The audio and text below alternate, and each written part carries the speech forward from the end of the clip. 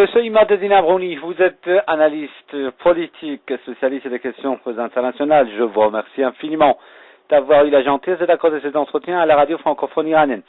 Monsieur Abrouni, la France a demandé une réunion d'urgence du Conseil de sécurité de l'ONU sur l'Irak. Elle a fait cette demande parce que la France est inquiète de cette avancée de ces groupes terroristes, ces éléments du groupe terroriste de l'OIL dans le nord de l'Irak, dans des régions surtout à la population chrétienne.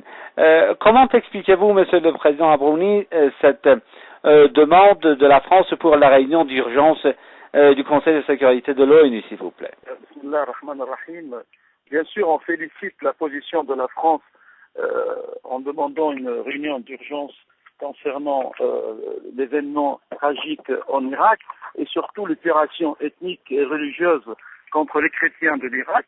C'est une bonne chose. J'espère que la France prend conscience de la gravité de ces groupes terroristes qui, en Syrie, malheureusement, on a vu la politique française, c'était une politique de soutien à ces mêmes terroristes.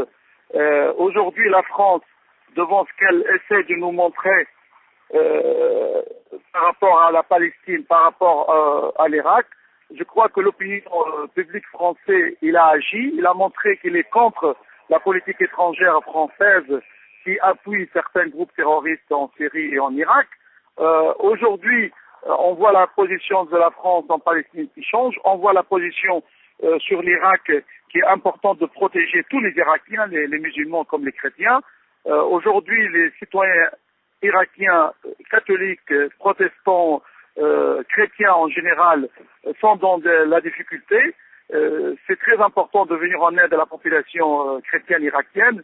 C'est très important que les chrétiens d'Irak restent en Irak et que je crois que la position de la France, la demande de la France vient au bon moment pour soutenir la population chrétienne irakienne. Comme vous l'avez très bien dit, Monsieur le Président Abrouni, en fait, c'est une excellente chose de voir la France proposer une réunion d'urgence du Conseil de sécurité de l'ONU avec pour objectif de contrer la menace terroriste en Irak. Vous l'avez dit, il existait et il existe toujours cette menace terroriste en Syrie et également ailleurs, au Liban et dans les autres pays de la région. Il y avait ceux qui avaient en fait mis en garde la France et les autres pays occidentaux européens contre le soutien apporté à ces groupes qui constituent désormais une menace pour l'ensemble de la communauté internationale, Monsieur le Président Abrouni. Bien sûr, vous savez, il y a une stratégie élaborée,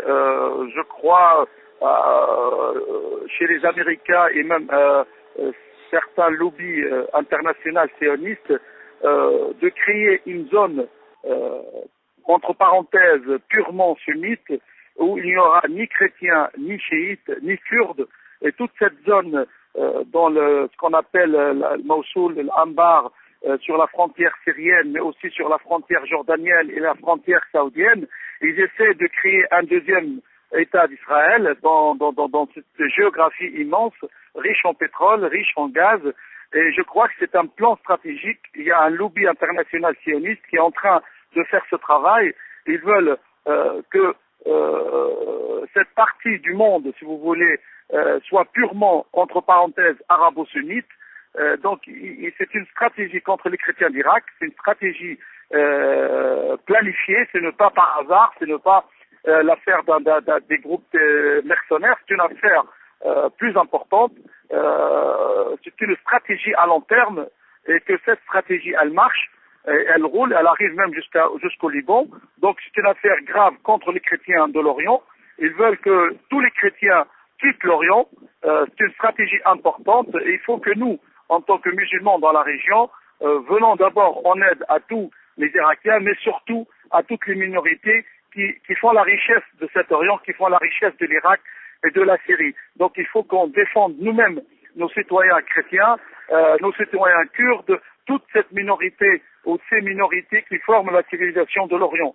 Et donc c'est très important de comprendre que c'est une stratégie globale, ce n'est pas une stratégie des groupes mercenaires terroristes. Vous l'avez dit également à juste titre, Monsieur le Président Abrouni, parce que vous êtes président de l'association d'Ahl al-Bayt en France également. Nous, les musulmans, devons venir au secours de ces chrétiens d'Orient, que ce soit en Irak, en Syrie ou ailleurs. Là aussi, la France dit être vivement préoccupée par l'avancée des terroristes dans le nord de l'Irak, les exactions commises sur les civils, entre autres chrétiens, mais s'agissant toujours de la politique adoptée par la France envers les pays de la région, vous savez, la Syrie, Monsieur le Président Abrouni, c'est pas nous qui nous le disons, ce sont les experts occidentaux, français entre autres également, qui le disent. La Syrie, parmi les pays de la région, était exemplaire en ce qui concerne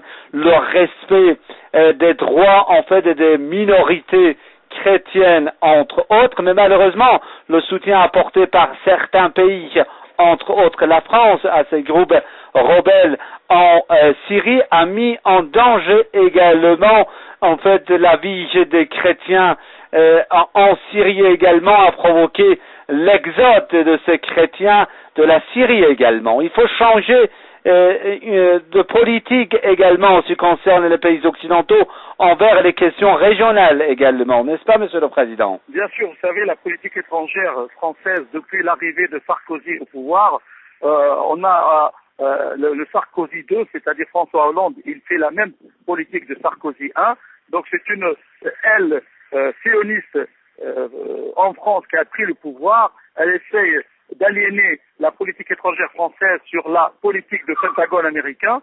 Heureusement, en France, il y a une tradition, en France, il y a une civilisation. Certains responsables au Quai d'Orsay, certains responsables aux affaires étrangères et même au ministère de la Défense en France, certaines grandes églises aussi en France. Donc ça bouge à l'intérieur de la société française pour faire pression sur les sionistes dans la politique française pour que la politique de la France à l'étranger sert d'abord l'intérêt de la France, mais aussi sert les populations qui ont besoin d'une aide importante, que l'Europe peut jouer un grand rôle au lieu d'être aliénée sur la politique américaine. L'Europe aujourd'hui doit être une force neutre et doit être une force qui protège le droit de l'homme. Heureusement, l'opinion publique en Europe, on l'a vu sur l'affaire palestinienne, les manifestations à Paris, dans toutes les villes de France, en Allemagne, en Grande-Bretagne. Donc il y a une opinion publique. Cette opinion publique, il faut que nous, en tant que musulmans, collaborons avec ces instances de la population européenne pour venir en aide à tous les chrétiens et à toutes les minorités en Orient. Par contre, vous savez que c'est très complexe aujourd'hui de comprendre la politique étrangère française. On voit une politique en Syrie, on voit une autre en Irak, on voit une autre au Mali, on voit une autre en Palestine. Donc c'est éparpillé, c'est pas clair. La vision aujourd'hui des affaires étrangères françaises, elle n'est pas très claire.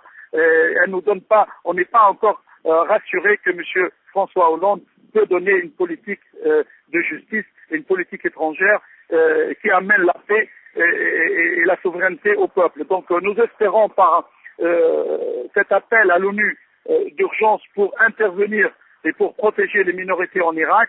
Je crois que après l'affaire de Gaza, le monde n'a pas besoin de voir encore une tragédie en Irak.